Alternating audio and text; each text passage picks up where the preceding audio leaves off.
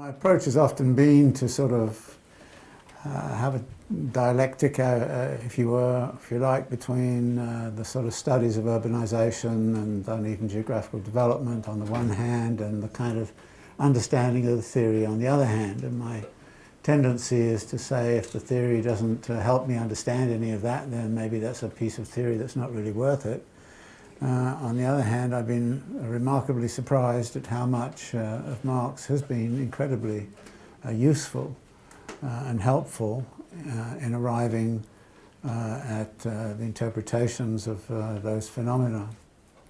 So there's been a long journey on this, with also trying to publish things that showed that, coming from a Marxist perspective, you can have things to say about imperialism or neoliberalism, and what's going on in cities and urbanization. So that has been one part of what I do, and I thought I'd like to use this opportunity to share a few of the insights that I've had over the years, but coupled also with something that I started to do about 18 months ago, and I think actually I have a hard time explaining to myself why I did it, apart from the fact that it seemed that since the whole world had gone insane, I might just as well sort of go off and do my own little insane project, and not, because it didn't seem like I could do anything about some of the insane things that were going on, and are still going on a day-by-day basis, not only in this country, but pretty much everywhere.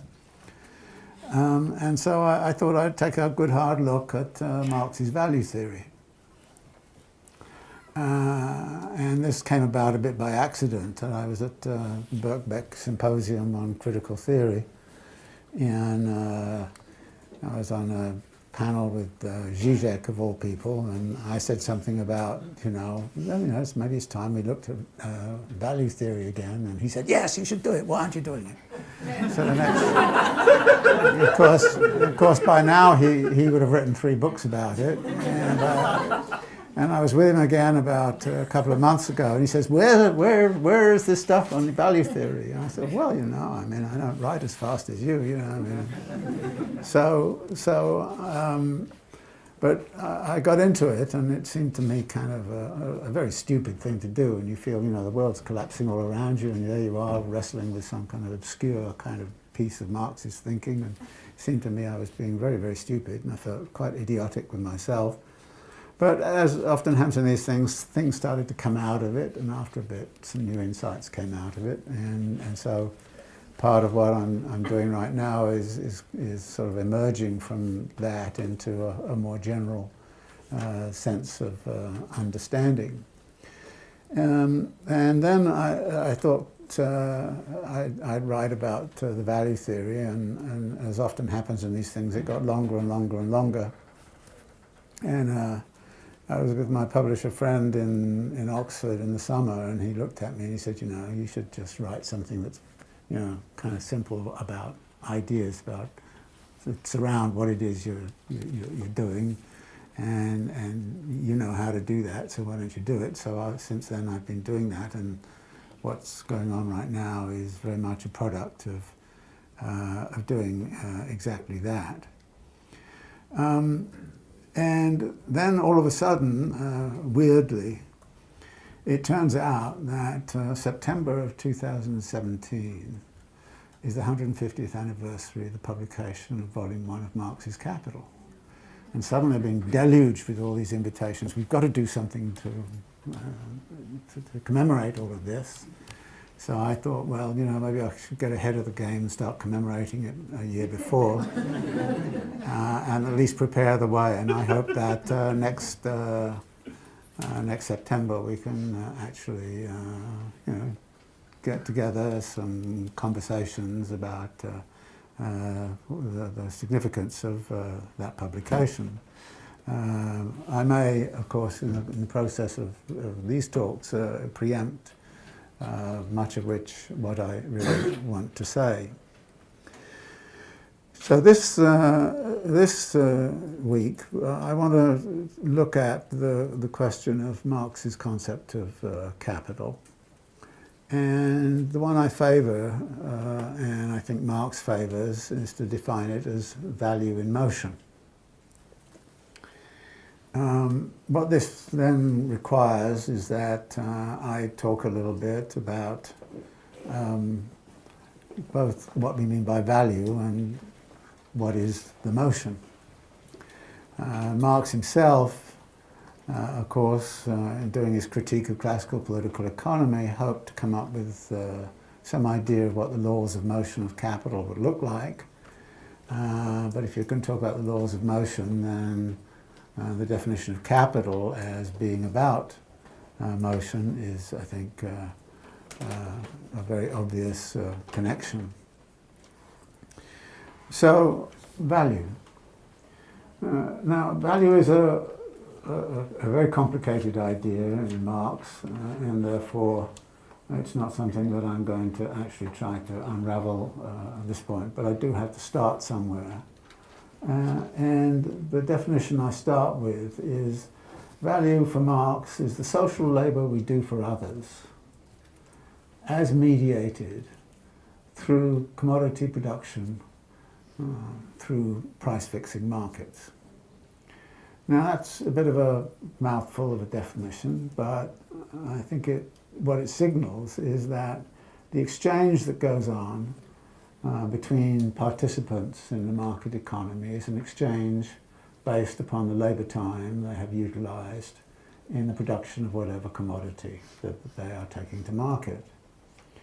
And what Marx does is to say, if you're in a barter situation, in effect, there will be as many measures of value as there are commodities to exchange. That, in effect, if you produce shirts and I'm producing shoes, I would measure the value of my shoes in terms of your shirts, and you would do the same thing the other way around. And therefore, there would be a cacophony of value all over the place in a barter situation, multiple barters. But then Marx says, you know, I'm really interested in how value evolves in a situation where exchange becomes normalized as a social act. And the only way you can set up myriad exchanges between all sorts of different commodities and millions of people producing thousands, if not millions, of commodities is to have one commodity which actually becomes the measure of value, and that commodity is, of course, the money commodity. So what Marx does is to suggest that the rise of the money commodity parallels the transformation of all those multiple values into a single notion of value, so that as commodity exchange becomes more and more generalized and more universal, so a universal notion of value starts to crystallize out alongside of it. So now this relationship between value and money is, I think, a very important one. And it's one that is often forgotten in what follows. Because value for Marx is a social relation. And social relations are immaterial. Take something like power. I mean, how do you actually find the atoms or molecules of power? You can't do it. And nevertheless, you wouldn't say, well, because you can't find the molecules of it, it doesn't exist. You kind of say, no, this is important, but it's immaterial. And Marx actually defines value as a social relation which is immaterial but objective. And the parallel he uses is gravity. And when she says, you know, you can dissect a stone as much as you like, but you can't find atoms of gravity in the stone. The stone has a relationship with other stones, and gravity is that relation. And the same thing applies to commodities. You can't dissect a commodity and find atoms of value inside of it. You can't break it open and say, ah, here they are. You can only find out what the value is through its relation with other commodities and eventually with the money. So it's immaterial but objective, as he calls it. The objective side of it is taken care of by the money, so the money is a very firm material representation of the social relation. And the material representation of that social relation is something that is, I think, again, going to be very significant throughout Marx's work. Because the material that Marx calls money, the material, he says, is not value, And money is actually an expression or a representation of value. And that therefore you always have to bear in mind that representations of something like value are maybe accurate in certain dimensions, but nearly always misrepresent in others. I tend to use geographical examples because I come from a geographical background. It's a bit like map projections. You know, there are all these different map projections, you know. You can't say, well, actually there's only one globe, you know. But the representation of the globe often misleads at the same time as it represents. And we're going to have that same problem with money, and that's a crucial issue to discuss contemporarily, because what's happening to money vis-a-vis value is that they have got, you know, it's a complicated relation between the thing that represents money, that represents value, and that which it's supposed to represent. And that therefore money can lie, money can betray. And so I think that this relationship is therefore foundational for Marx. And it's very interesting to me that, you know, in a lot of Marx's work, people start talking about values and then suddenly they start talking about money as if there's nothing wrong with that relationship. But in fact, there's a lot that can go wrong in that relationship. And they have quite completely different qualities. And one of the key qualities is that you can't appropriate value because it's immaterial. You can't bottle it and keep it in a corner or stick it under the mattress or something like that, but you can do that with money. So actually what Marx talks about is the capacity of money to actually concentrate a certain kind of form of social power which is appropriable by private persons. And in fact, the whole kind of notion of class and individual and all the rest of it rests on the fact that social power can be appropriated by private persons. And you can't appropriate it directly, you can only appropriate its representation. So when people are chasing money, they're chasing the representation, and the question is, when they're chasing the representation, what's the relationship between the representation and that which it's seeking to represent? So this is something that is foundational for Marx. So value then is that social relation. But it's a social relation that's in motion. And what does it mean to say it's in motion? Now Marx actually has, I think, a very interesting way of setting this up. And I want to describe that. And I'm, again, first, however, want to use one example of this, which comes from somewhere completely different. That is an analogy. Now, Marx actually liked to have analogies. He was always using them. He was doing analogies with Darwin and evolution and crystallography and all the rest of it. But the thing that suddenly struck me was why couldn't we come up with, as it were, a visualization of what Marx is talking about when he's talking about the value in motion.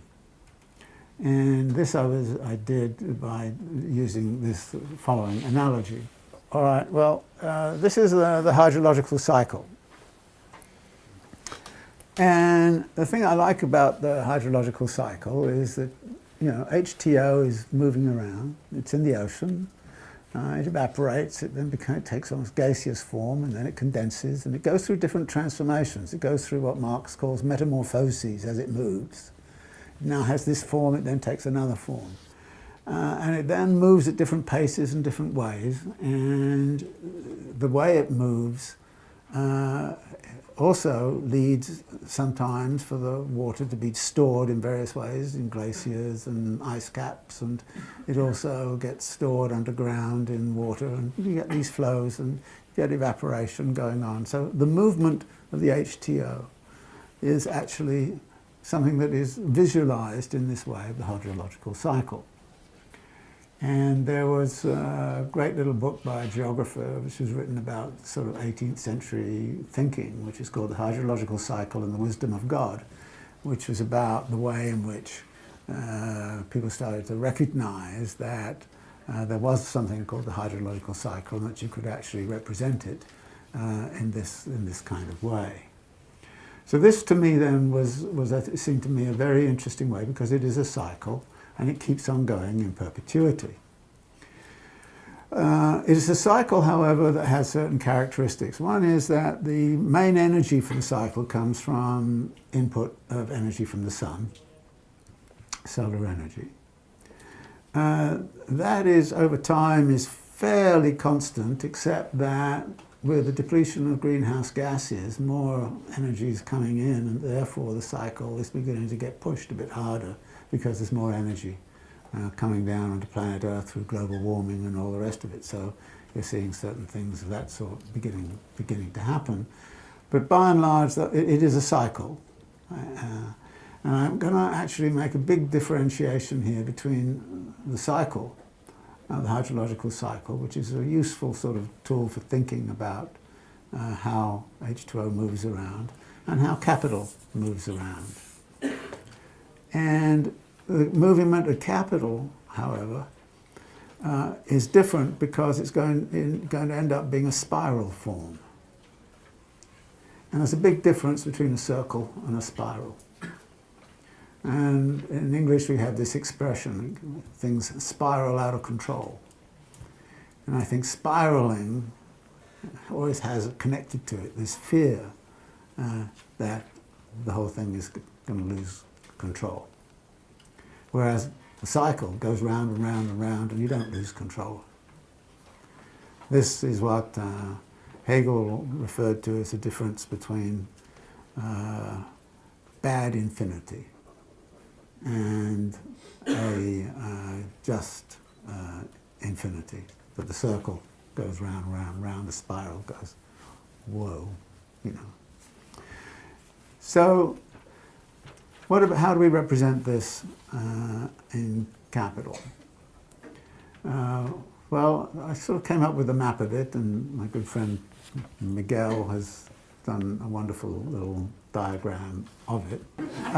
Let me just describe it quite simply, which is that let's start the process off with money. And the first thing to remark is this, that not all money is capital. Capital is money used in a certain kind of way, which means that the circulation of capital can only begin when there's already money in existence. So there has to be a monetized economy already existing before capital can begin. And what happens with capital beginning is that it takes part of that money and starts to use it in a very specific way. What is the specific way in which it uses it? It takes the money and it goes into commodity markets and it buys commodities. And there are two kinds of commodities it buys. One is labor power, and the other is means of production. Now, that also means that capital can only work if there is already a labor market, a functioning labor market. And it cannot work unless there's already a functioning commodity market. So the capitalist goes and says, all right, there's workers out there who are exchanging their labor for a wage. I can hire them. There are commodities out there I can buy in terms of, you know, energy inputs and cotton or whatever. And I can, you know, buy all of them. I'll take free goods if I want, if they're there. But basically, I buy those commodities, and I then say, all right, with a given technology, I can put the labor together with the means of production, and I can make a new commodity. That new commodity is then congealed labor time. That is, labor time has been embodied in that commodity. What Marx calls socially necessary labor time has been embodied in it. That is, it's not simply any old labor time, it is that labor time which is socially necessary, which Marx talks about as being the average labor time, which would be required to produce a commodity of that kind. So this commodity is then taken out into the marketplace, and it is sold for money. Now, notice what has happened here. You started with money, you bought commodities, you then went into production, you then got commodities, and you then sold it for money. Okay. Why would somebody who starts with a given amount of money end up with the same amount of money at the end of that process, having gone through all that aggravation? The answer is there's no incentive or motivation to actually do that unless you get more money at the end than you started out with at the beginning. Therefore, profit seeking becomes absolutely crucial and critical for this form of circulation. So that's the first part of the motion. But let's go back into that moment of production. What is being produced at this moment of production? Two things are being produced.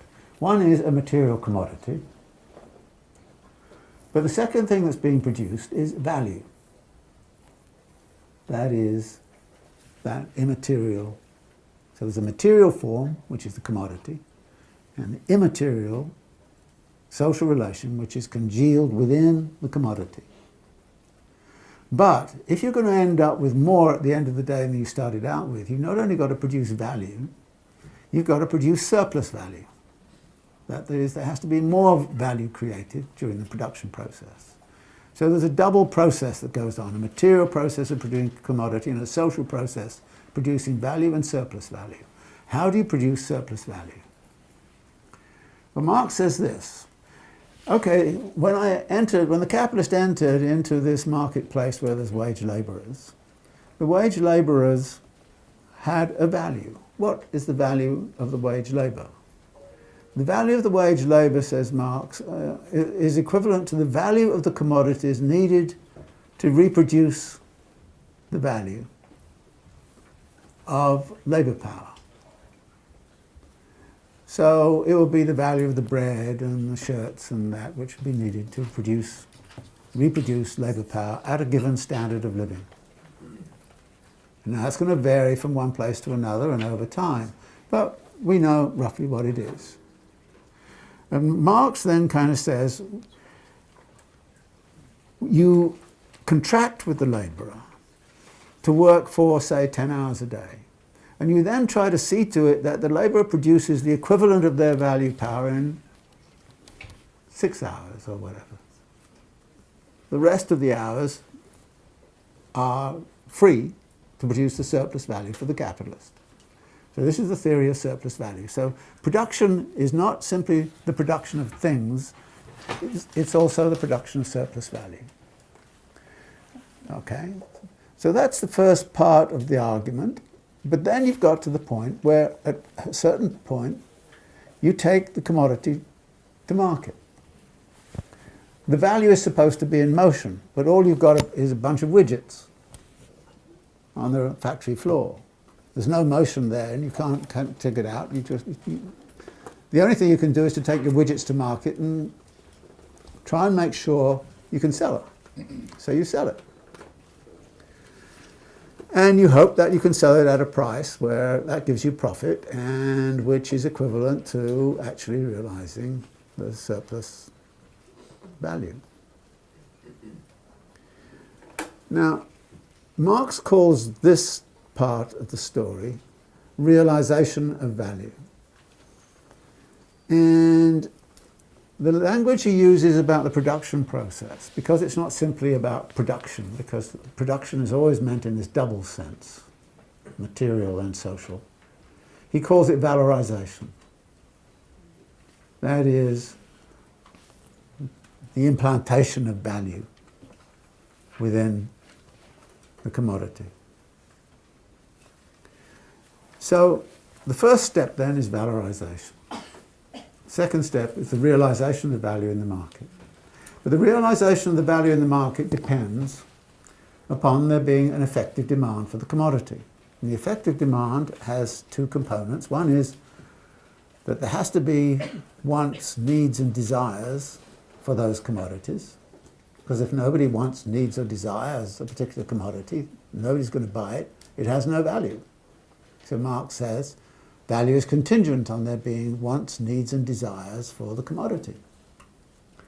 Value is also contingent on not only do people have to wants, needs and desires, they have to have the money to pay for it. So it's wants, needs and desires backed by ability to pay, which forms the effective demand. So then the question is, where is that effective demand coming from? And we can't really answer that at this point, because we now need to take a look at what happens to all of that money which is realized as value. Well, the money that's realized as value is then distributed, and it goes off into this sphere of distribution. And the distribution is, well, partly it goes to wages. You pay the workers. Well, the workers then exercise an effective demand because they come back in to buy the wage goods, which then, reproduce them as labourers. So that's part of it. But then the surplus value is also received by a large number, divided between a large number of agents and institutions. Taxes, for example, come into play. Now, Marx never actually wrote about taxes. Now, this is very peculiar because he should have done. Except when you understand something about what Marx did and when he did it, Marx never wrote about things that he didn't know a tremendous amount about. And we know from the Grundrisse that he was going to write a book about the state and civil society. And he never got round to it anywhere. So since the state and civil society are supported by taxes and tithes and all these kinds of things, he didn't write about it. So, well, I don't know anything about it, so I'm not writing about it. I'm leaving it till much later. So that's one way part of the surplus and part of the value gets redistributed amongst it. Then it gets distributed amongst various groups of people. The direct producers, those who are producing the surplus value, get some of it. But actually they end up getting what's left over after they've paid off certain others. That is, they have to pay off the landlord, pay off rent. They have to pay the merchant, so there's profit on merchant capital. They have to pay the banks and financiers, so there's interest they need to pay. So they pay. So the value and the surplus value then gets divided up amongst all of these factions. And then part of that dividing up comes back in the form of effective demand. I've already mentioned, workers get wages and they come back as effective demand. Segments of the bourgeoisie come back as effective demand, bourgeois, and of course the state with its expenditures comes back with effective demand. So we get a sort of feedback, a loop if you like, which is taking the distributed value and recycling it back in as effective demand. But at some point or other also some of that money has to be extracted again from this great seething pool of distributed value in money form and pushed back in to form money capital and go back into the circulation process. So this is the circulation kind of process that Marx is describing. And it then seems to me that what we need to do is to look more closely at what happens as capital goes through these different moments of metamorphosis, as it goes through the process of realization. Is the point of realization a point where you could possibly see crises forming? Well, obviously, there's not the effective demand there. And if there's no wants, needs and desires, you're going to get a lot of value which is potentially value created in production, which goes nowhere. That is, you throw it away. It becomes waste. So crises can form because there's effective demand problem.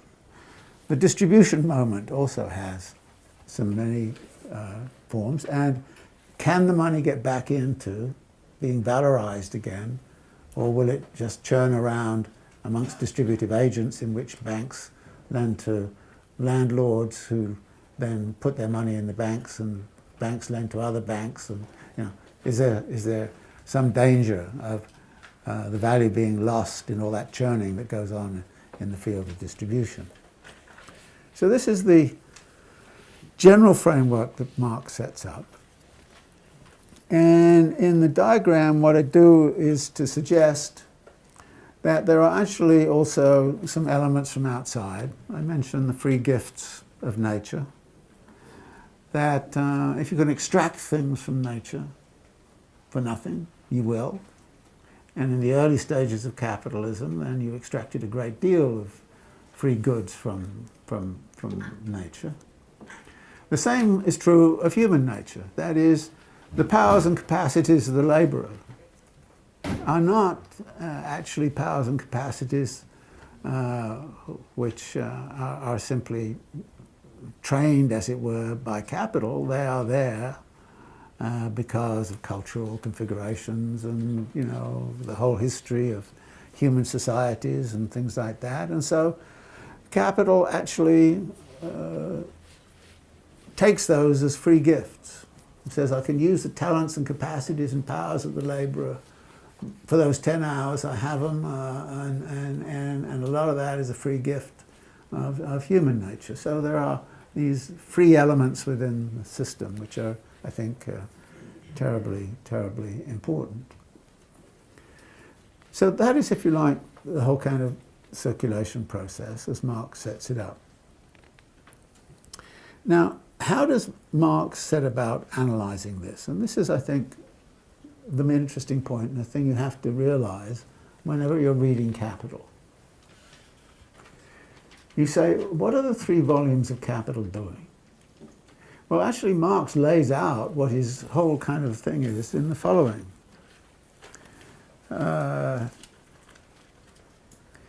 He says, in the first volume of Capital, he says this: the first condition of accumulation is that the capitalist must have contrived to sell the commodities and to reconvert into capital the greater part of the money received from their sale.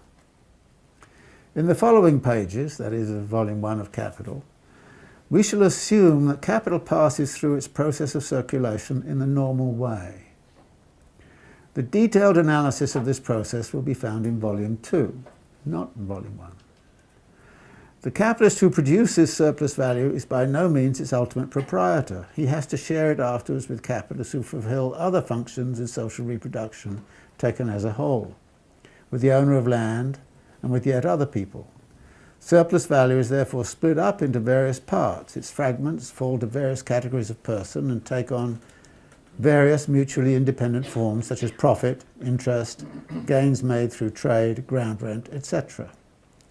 We shall be able to deal with these modified forms of surplus value only in Volume 3. On the one hand, then, we assume here, that is in Volume 1, that the capitalist sells the commodities he has produced at their value, i.e. there's no problem at all of the realisation of the value.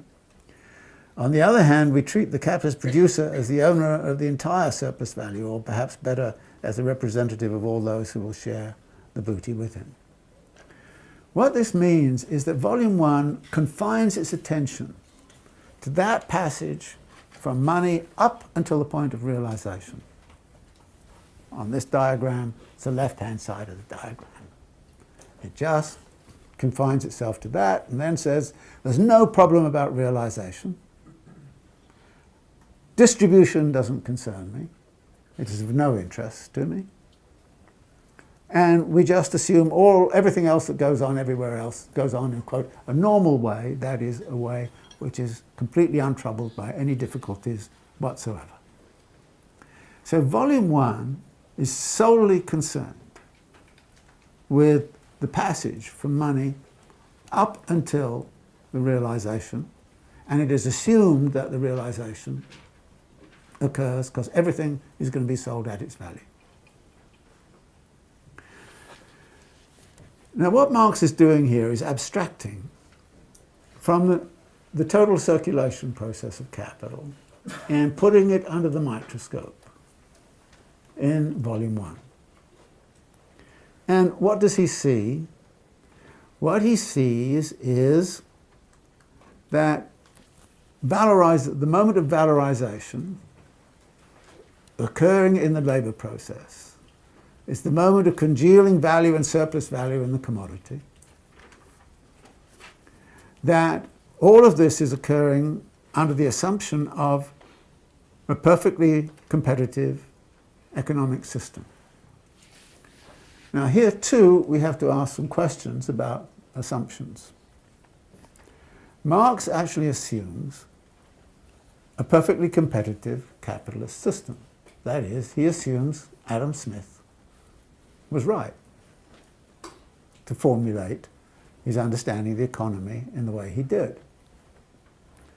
Now this is very strange because you think, well, you know, you really wanted to see Marx kind of departing from Adam Smith, not saying, I accept the hidden hand of the market. That's what he does in chapter 2 of volume 1. I accept the hidden hand of the market. Of course, what he's going to do is to say that the hidden hand is the hand of the labourer.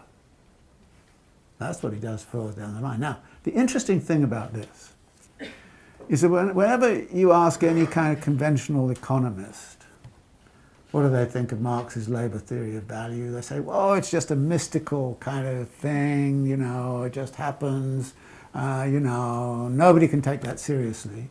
And then you say to them, well, what about the hidden hand? Isn't that mystical thing? And they go, well, no, that's the market. I mean, no, that's the market. You know, I mean, that's the way the market is. And you say, I don't see it. Why should I take a market as being a hidden hand? And you have a little argument of that kind, and it actually turns out, of course, the hidden hand is just as mystical as Marx's theory of value. In fact, if not more so, because, you know, Adam Smith does not say whose hidden hand it is, whereas Marx is definitely in there saying, well, it's the hidden hand of labour that you've got to be looking at here. And the fact that Adam Smith ignored what was happening to labourers, for the most part, is part of the critique that he will offer. But Marx is still accepting the notion of perfectly functioning markets. He doesn't say why, but my own view is simply this, that what Marx was actually out to do in Volume 1 of Capital in particular was to deconstruct the utopian vision of free market capitalism that the classical political economists were trying to promote. In other words, he's saying, all right, let's assume you're granted all of your assumptions of a perfectly functioning market. Then what is actually going to happen? And of course, what happens is that you degrade nature and you get greater and greater levels of inequality. So Marx, in Volume 1 of Capital, sets out to show why capital is technologically dynamic, why in a competitive society technologies are perpetually changing, and why there's this tremendous dynamic, why absolute surplus value, that is extending the length of the working day beyond that needed to reproduce the value of the labour power, is then supplemented by reducing the value of labour power by technological innovations that make wage goods cheaper and cheaper and cheaper. And here too you get an accounting which goes on in the value schema of things, which is different from what may happen materially. For example, when technological innovation comes in, then the value of the items being produced, individual items, diminishes. And as items become cheaper and cheaper and cheaper, if those items are important in determining the value of labour power, then you can reduce the value of labour power even though people are getting the same number of items. In other words, the material standard of living of labour can remain constant, while the actual share of value is going down and down and down and down through technological innovation. And this is one of the reasons technological innovation is so favoured. In fact, you can even get a situation where the material standard of living of the labourer can increase at the same time as their share in value production is going down. And that, of course, is what a Walmart economy is about, and that's what's been going on for the last 30, 40 years. The share of labour in total output has gone down and down and down, But the material basis of daily life has actually improved. So everybody has cell phones now, which they didn't have, 30 years ago. So these, again, whether you're making the accounting in value terms or material terms, keep that always in mind. Because when somebody comes along and says, oh, well, what Marx predicts is kind of the labourers are going to be worse off, and look, they've got cell phones and they've got all these kinds of things, you say, no.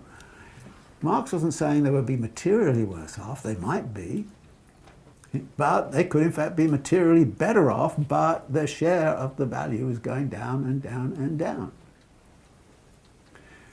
So what Marx does then is to set up a model, if you like, of what happens in that valorization process. And the model comes to a certain conclusion as to what the consequences would be if the assumptions of that model are correct. Those are all, and then what will happen is the rich will get richer and the poor will get poorer. Nature will get degraded. And she has that wonderful kind of passage, I can read you a bit of it in here, when he talks about within the capitalist system, all methods for raising the social productivity of labour are put into effect at the cost of the individual worker. All means of the development of production undergo a dialectical inversion so that they become means of domination and exploitation of the producers. They distort the worker into a fragment of a man. They degrade him to the level of an appendage of a machine. They destroy the actual content of his labour by turning it into torment.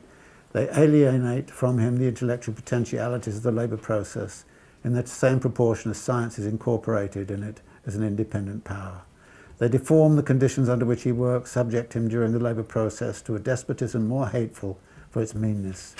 They transform his lifetime into working time and drag his wife and child beneath the wheels of the juggernaut of capital.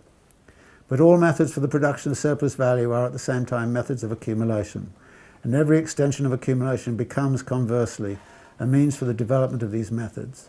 It follows, therefore, that in proportion as capital accumulates, the situation of the worker, be his payment high or low, must grow worse. Finally, the law which always holds the relative surplus population or industrial reserve army in equilibrium with the extent and energy of accumulation rivets the worker to capital more firmly than the wedges of Hephaestus held Prometheus to the rock. It makes the accumulation of misery a necessary condition, corresponding to the accumulation of wealth.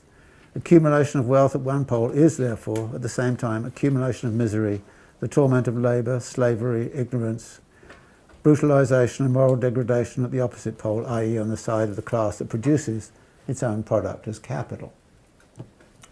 That's the conclusion of Volume 1. Now my point about this is 2 points I would make about it. First, there's no question whatsoever that this process that Marx is talking about here is something which recurs again and again within the history of capitalism. You can see it, of course, in the early 19th century factories of Manchester.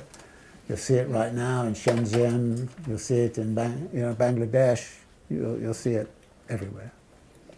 So it's obviously the case that there's a certain truth to what Marx is talking about. But at the same time, there's a lot of evidence that this is not the whole story. And people are quite correct when they say, well, it's not all doom and gloom for the workers. Actually, if you look at something like life expectancy, many parts of the world, life expectancy is far, far higher now than, of course, it was in the 19th century. And that applies to the working class as well, even though workers have a far lower life expectancy than, we academics and priests and judges and people like that. So something else is going on. And the something else that's going on comes from the fact that if you drop Marx's assumptions that everything's okay with realization, if you drop the assumptions that nothing matters in the distribution, then maybe you would construct a different story. So Volume 1 of Capital then just works on that part of the story, and it works on it as if there is no problem elsewhere. Volume 2 of Capital works, as he says he's going to do, works on realization. actually, there's a lot in volume 2 which is about effective demand. And what happens with effective demand. And of course, one of the difficulties of talking about this in Marxist circles, as soon as you say that, people start to say to you, oh, you're Keynesian.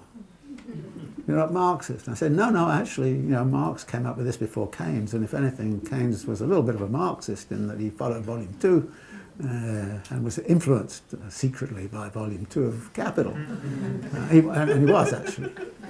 He never read it himself, but he had other people, it's like when you get graduate students to read all the nasty stuff you don't want to read, and they tell you what. So Keynes had people like that around who told him what was in volume 2, and oh yeah, okay. So this is so the question of realization then becomes absolutely critical. And volume 2 does a number of things. One is Marx starts to talk in volume 2 about the whole circulation process and says, well, let's look at this whole circulation process from the standpoint of what happens at the money point, what happens at the commodity point, what happens at the production point. In other words, Marx says, let's disaggregate this whole circulation process and look at it from the standpoint of money, commodity, and production. And what do we see? We see actually that there are different things which may be going on depending upon where you start. If you simply hold money and you're only interested in increasing your money, then you wouldn't necessarily want to be bothered yourself with production. You'd lend it to somebody else. Let them do the production and they can pay me interest or something like that. As long as I get my surplus at the end of the day, my distributive share, I'll do that. So the standpoint of money, the whole kind of what you have to go through in production is an inconvenience.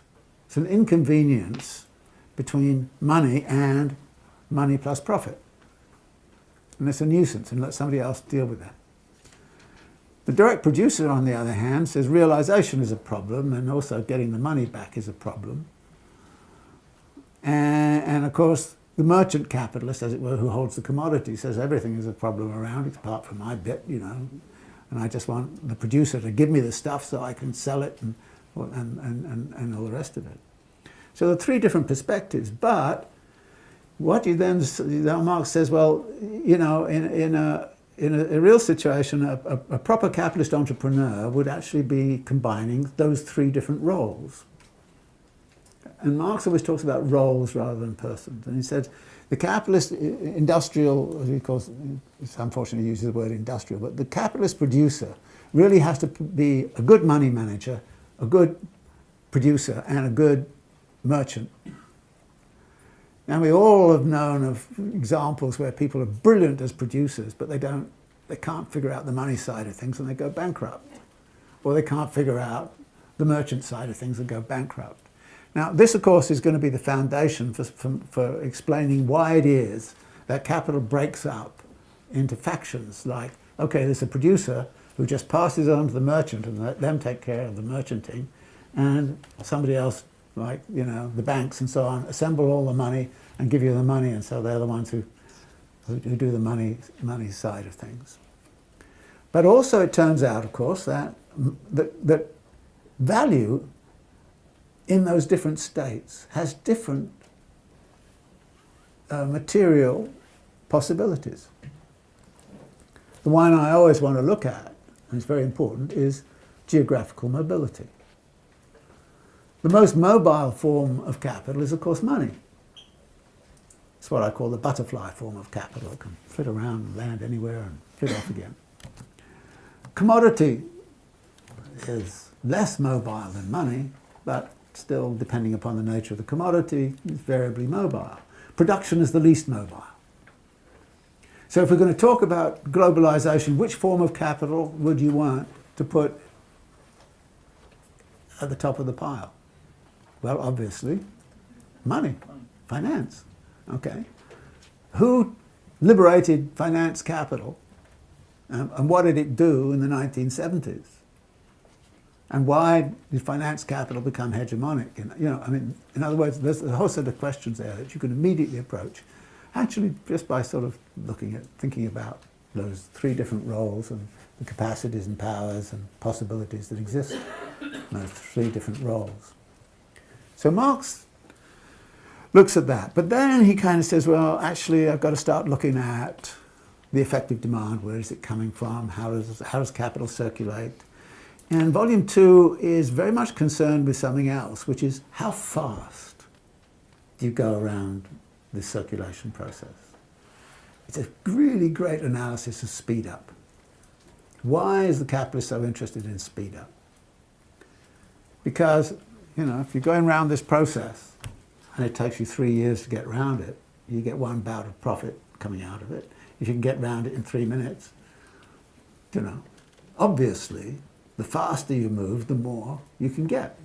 And if I'm in competition with you and I go faster than you, you know. So speed up has been an absolute crucial element in what is going on in the history of capitalism.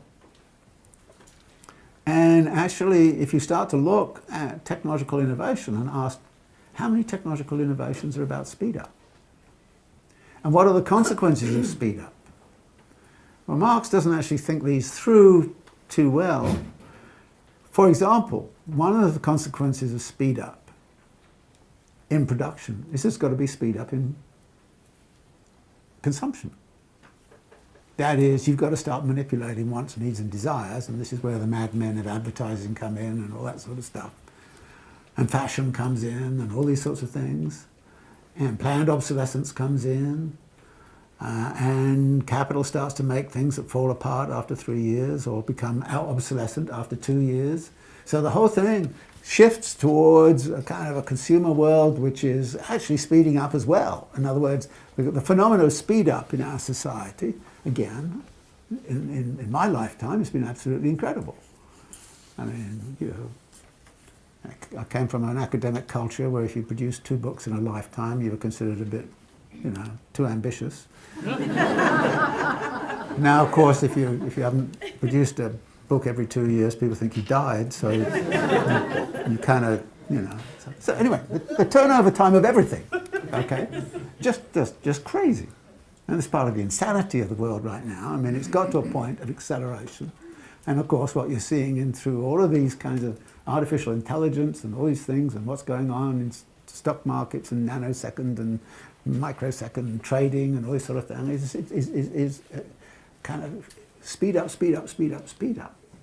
Well, the logic of that is all actually sort of set out in volume 2 of Capital. I mean, Marx obviously wasn't going to predict all of these sorts of things, but it's pretty clear that the question of speed up and turnover time is crucial, and it's not only the turnover time of how long it's in the market, but the production time, how long does it take you to produce something. You start to interfere in all sorts of things, so that hogs that used to have litters once a year now have them 3 times a year.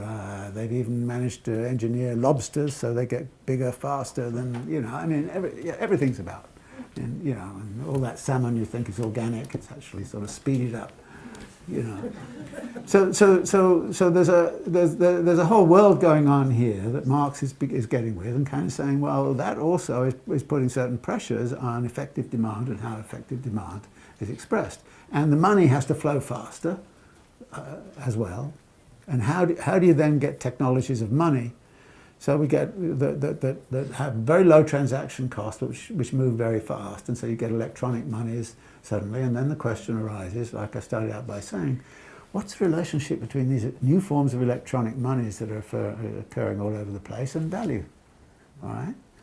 Isn't it possible that they're so out of, you know, control, as it were, in relationship to value production, that they're going off in this direction, and then nobody knows what it's all about because we've abandoned the material form of representation, which was gold and silver. We've abandoned the metallic base, and now we're adding just zeros to the money supply as the Federal Reserve sort of does quantitative easing or something of that kind. So these sorts of issues are very much set up in volume 2 of Capital.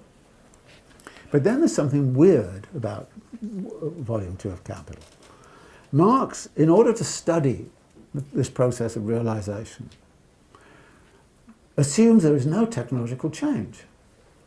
the whole of volume 2 rules out any discussion of technological change. Well, technological change is the foundation of volume 1.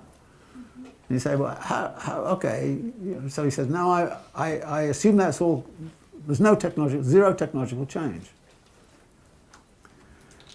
And I also assume something else. In the same way in volume 1 he assumed that everything exchanges at its value. In volume 2 he also says, I assume everything exchanges at its value. But that assumption has a different purpose in volume 2. He in effect says, I assume that demand and supply are in equilibrium. I assume that the value produced is equivalent to the effective demand. I make that assumption. That is, I make the assumption that everything is in equilibrium. I then ask, what are the conditions under which such an equilibrium could be established? And in other words, you work backwards from the equilibrium to say, what is it that could possibly give you that equilibrium? And he finds actually a macroeconomic situation in which things have to be calibrated very, very finely such that those things could be in equilibrium. And in fact, the only point at which technological change really comes into volume 2 is that he finds the only way the equilibrium can be established is by a particular twist in technological mix. Now what this says, in macroeconomic terms, is that there can be a macroeconomic growth path which is stable and trouble-free, provided that there is a pattern of technological change of a very, very particular sort.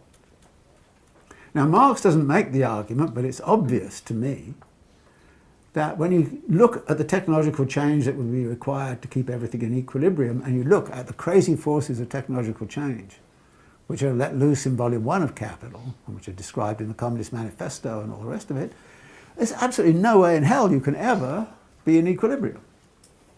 You never can get to that equilibrium path. So there are inevitably what we now call crises of disproportionality. That is, the whole thing is going to get very much out of equilibrium. The only way to bring it back into equilibrium is to have a crisis. And so Marx starts to say, okay, the role of crisis is because you've got outside of equilibrium, and it reestablishes equilibrium by doing what? Destroying capital. You have to destroy bunches of capital here, there, and everywhere in order to get yourself back. So crises of devaluation are part of the answer which comes out of volume 2. The other thing is that he could only get to that understanding in a situation where there was no technological change.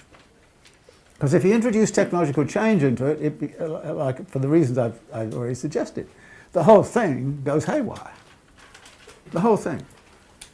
But nevertheless, you can read volume 2 and say, all right, well, this is telling me something. It's telling me stuff about speed up, it's telling me stuff about turnover time, it's telling me all of these kinds of things about, But it's not the whole story, any more than volume 1 was the whole story.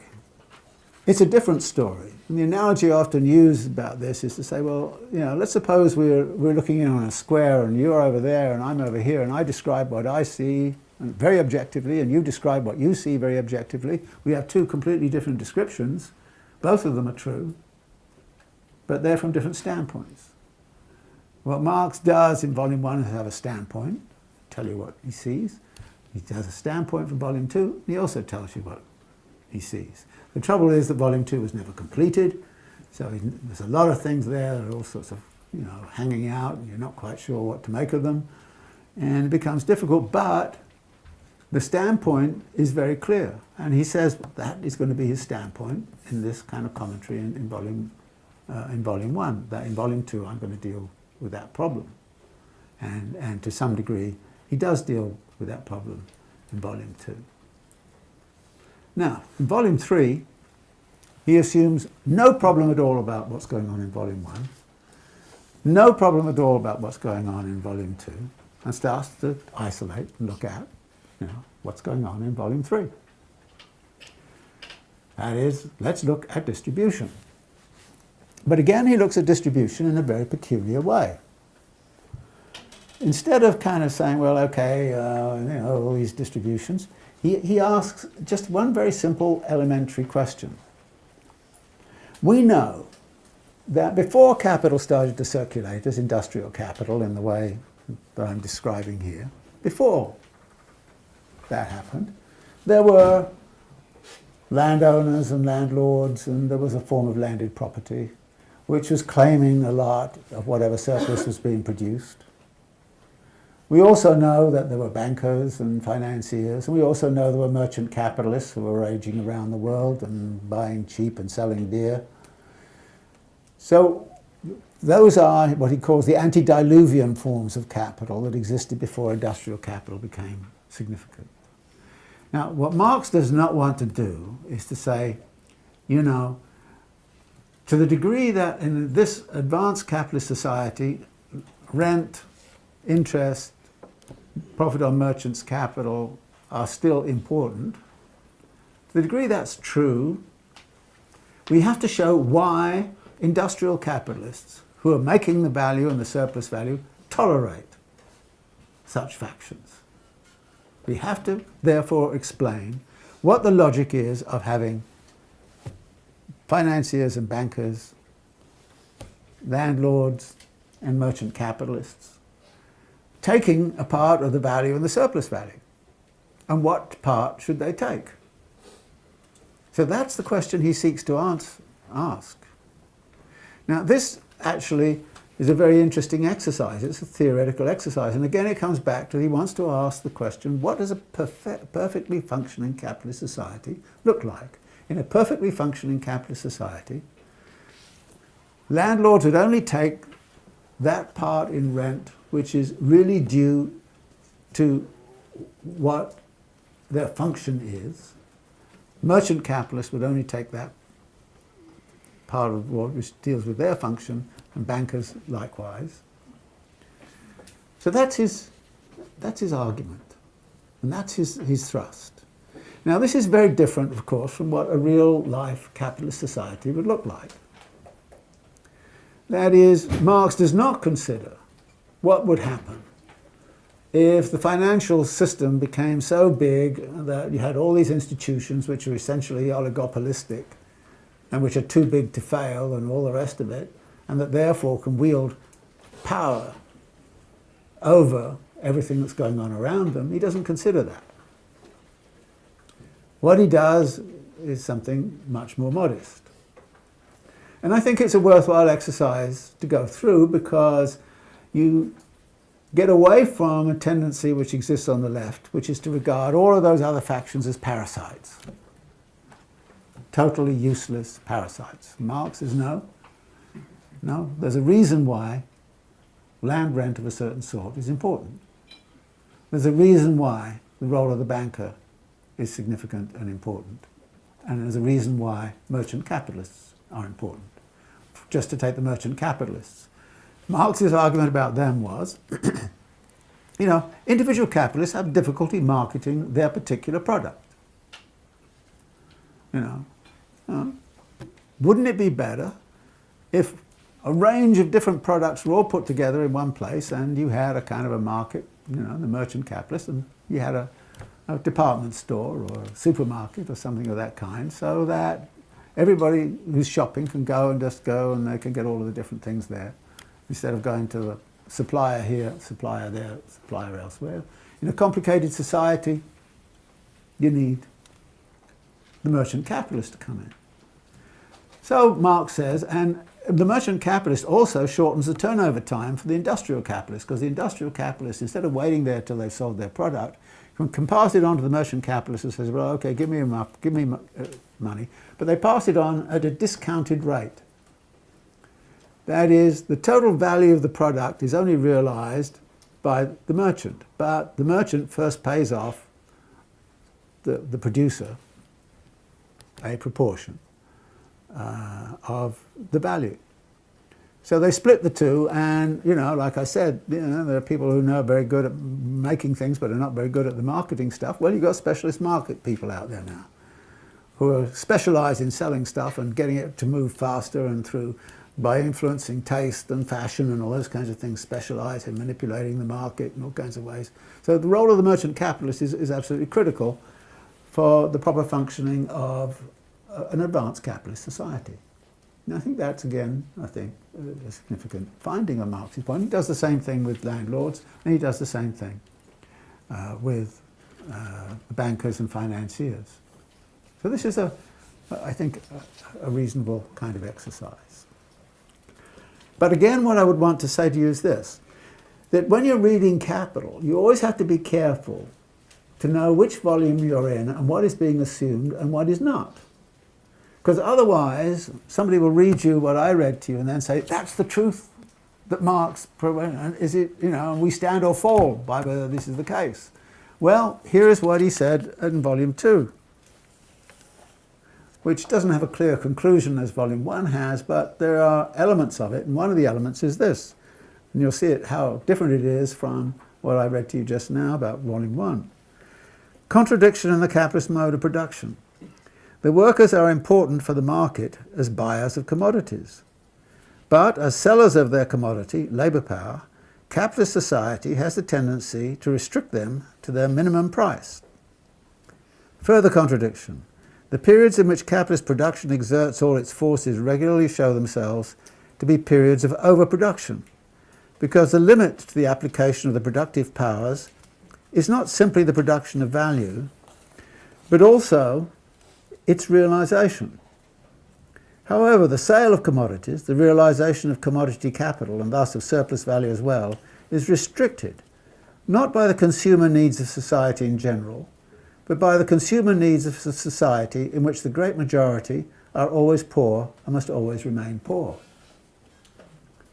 That is, if you follow the Volume 1 prescription, and that's the way capital worked, you would end up with a very, very weak effective demand, and capitalists would have a lot of difficulty selling their product. So there's going to be pressures to try to raise wage rates, to try to increase them. This is what Henry Ford did when he said, okay, we need to actually have a working class that has enough money to buy the products that we make. So we go for a $5 8-hour day. And, and that, of course, is part of the logic of why Keynes would kind of say, well, one of the ways in which you start to actually do things is to play around with the effective demand. Now this then leads to maybe 2 or 3 very important features. The first point is this, that Marx often talked about his desire to create a model of capitalist society which was modelling it as, quote, a totality. What that would require would, of course, be putting all of these 3 volumes of Capital together. Volumes 1, 2, and 3, even in their incomplete forms. Marx never tried to do that. He never got to the point where he felt he understood the stuff in Volume 2 well enough, or the stuff in Volume 3 well enough, to be able to kind of say, all right, now let's look at the totality.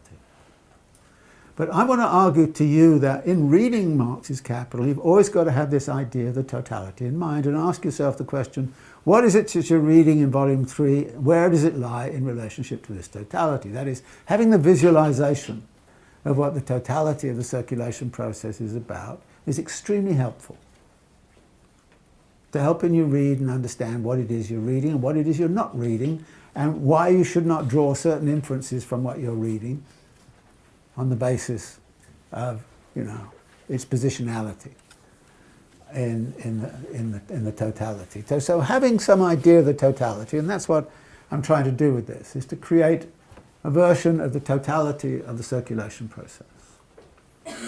The second point is to ask, where's the driving force in this? In the hydrological cycle, the driving force is the input of energy from the sun. Well, we've seen one of the driving forces.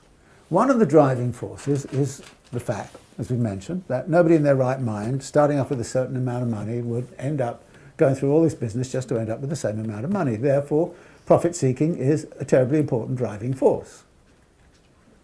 But does that mean that effective demand is not a driving force? Wants, needs and desires are not a driving force.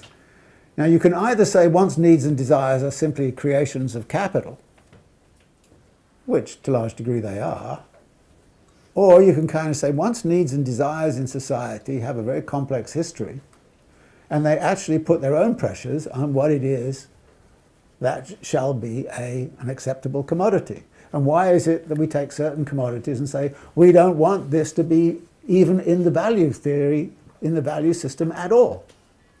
Why would we take something like education and say, take it out? Don't have it as part of the value. That is, do something, provide it free good. Why don't we do that? So why? So there's a lot of consumer choice involved here, and the moment of realization is an intense moment of political activism, which parallels the activism that goes on in the valorization process. Now, Marxists are very fond of talking about the activism that attaches to the valorization process, class struggle in the workplace, this kind of thing. They're not so happy talking about action, political action, around the question of realization. When in fact, the question of realization is very, very important, because a lot of value is actually extracted at the point of realization. Give you an example, which you've all heard about. Hedge funds take over a pharmaceutical company, raise the price of the drug from $15 a pill to $750 a pill. I mean, this is something that's happening at the moment of realization, and it's not as if there's been any big changes in the production system or anything like that. This is simply a gimmick that's used. Look what's happened in housing.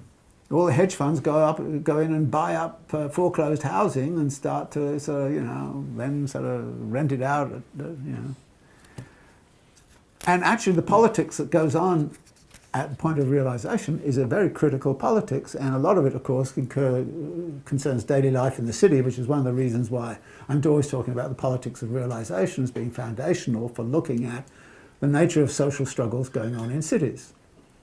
Struggles over housing, healthcare, against price gouging, against the telephone companies, everything, Well, this is all the politics of realization.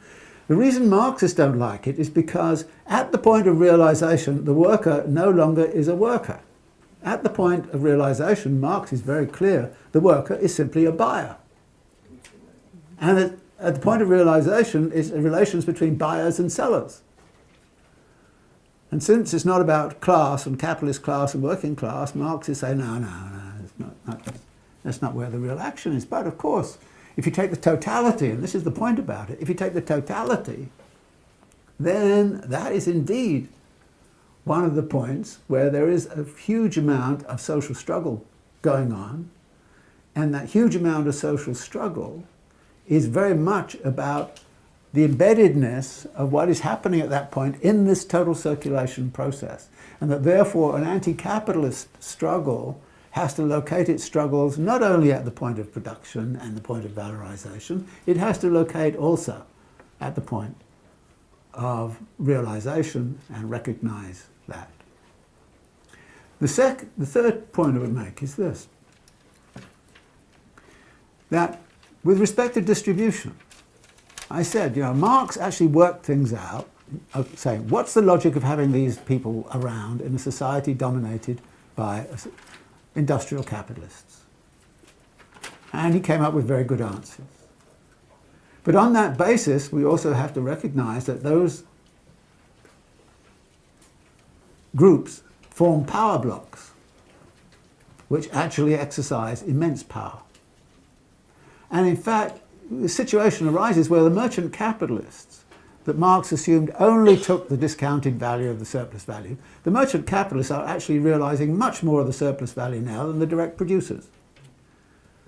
Walmart doesn't produce much value, it markets it, but it takes an enormous amount of value.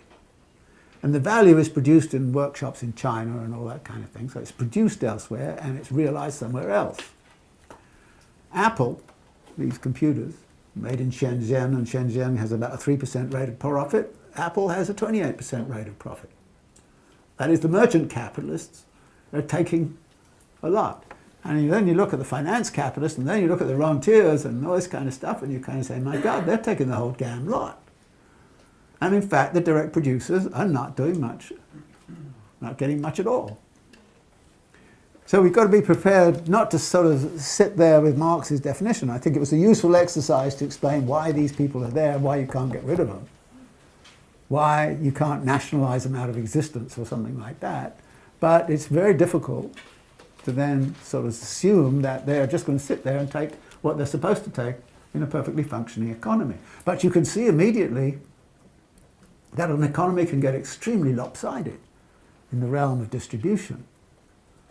That actually bankers look and say, well, okay, we have money. Where are we going to invest it? We're going to invest it in production, or are we going to invest it in those people over there who are engaging in land speculation?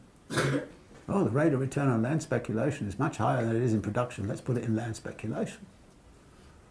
In other words, there's a lot of unproductive investment going on.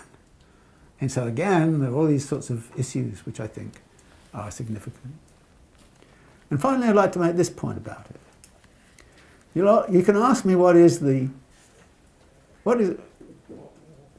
value of having something like this? What's the political value of it? Well, it just helps you locate a little bit some ideas and proposals that are around you. For example, Bernie Sanders' campaign argued for a $15 minimum wage. More recently, Black Lives Matter has argued for basic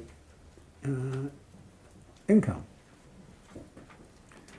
Initially oriented to black communities, but it's very hard to imagine it without it becoming actually universal. What does this do? Put it in this map. Say, look, where does this sit? This is like increasing the effective demand. And the theory of it is, if people have more money because of higher minimum wage, if people have more money because they've got a basic income, then they can improve their conditions of reproduction of labour power. That is, you can get it round the back down to this corner of reproduction of labour power. They can improve their lives substantially because they will have that extra effective demand. Now that assumes that nobody's going to rip them off at the point of realization. Okay? Who else is in favour of a basic income? Silicon Valley. Silicon Valley knows that its innovations are going to put everybody out of work. They also know if everybody's out of work, they're not going to have any money, and they're not going to buy what they're selling. So Silicon Valley is also very interested in a basic income. Now that doesn't mean I'm against basic income. I'm kind of mildly in favour. But my point is this, that actually, unless you get hold of the politics of realization, the basic income, raising the minimum wage and all this kind of stuff is not going to get you anywhere in terms of actually getting down to improving the conditions of the reproduction of the population. It's not going to get there because you're going to be ripped off en route. And you might ask politically, is it better to actually sort of say, all right, we want to have legislation which strictly forbids any hedge fund from doing anything and taking over any pharmaceutical company and this kind of stuff. You're going to do something like that. Take all of that out. Are we going to do the same about, foreclosed housing being bought up by, Are there things we can do somewhere else? But my point here is that having a map of this kind, and then thinking about how you insert, what to do here, there, and everywhere in it, you kind of say, all right, well, there are things that can be said here, important things that can be said. So I think this is politically useful. Again, not in the sense that somehow or other you plug it in and you get out answers, but it helps you to sort of think through what is going on in terms of the circulation of capital in general. And it's very important that we resurrect the notion of the totality and understand, and that's why I want to stick with this. It's a total framework of this circulation which is important. Now, you can start to add things in. In terms of the drivers, I said, okay, effective demand can be a driver. Another big driver is actually the fact that banks end up with a lot of money. And they actually create money. So when you go to the distribution thing, there is another driver. And Marx actually, when he gets to the banks, starts saying, they're the ones who are really pushing accumulation. They've got money and they want to make more money, and therefore they go charging down this kind of thing of reinvestment, trying to push as much as they can. And the banks, in pushing as much as they can to valorization, suddenly realize they've got to fund realization. So you can put a link through here which connects, you know, the banks and the financiers and interest to both valorization and realization. Because that's what goes on in housing markets. Financiers, they finance the developer to build housing. And the same financiers sometimes finance consumers to buy that housing. I mean, this is a perfect circle, which is, of course, a perfect situation for asset, you know, bubbles and the like.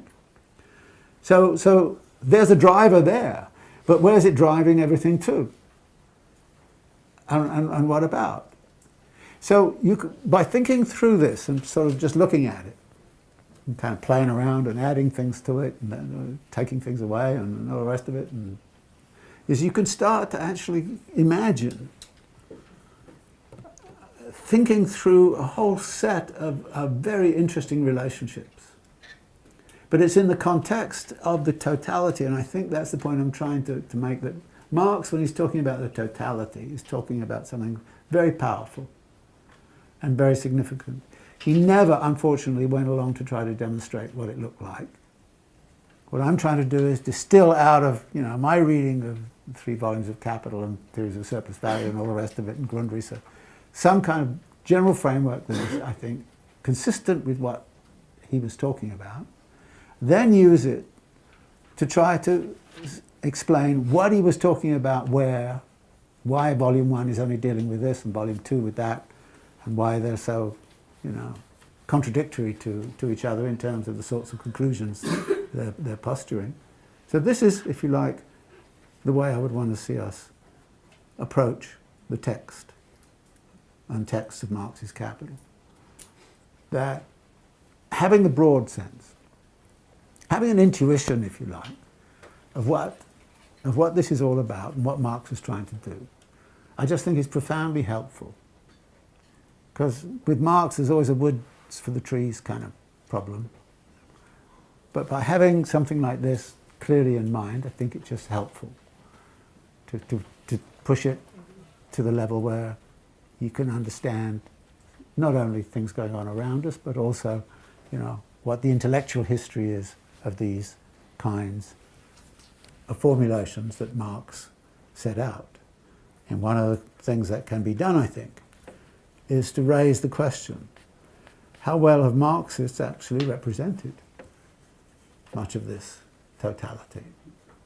There is a tendency within Marxism and within those who articulate Marxism to favour Volume 1, because it's a beautiful book.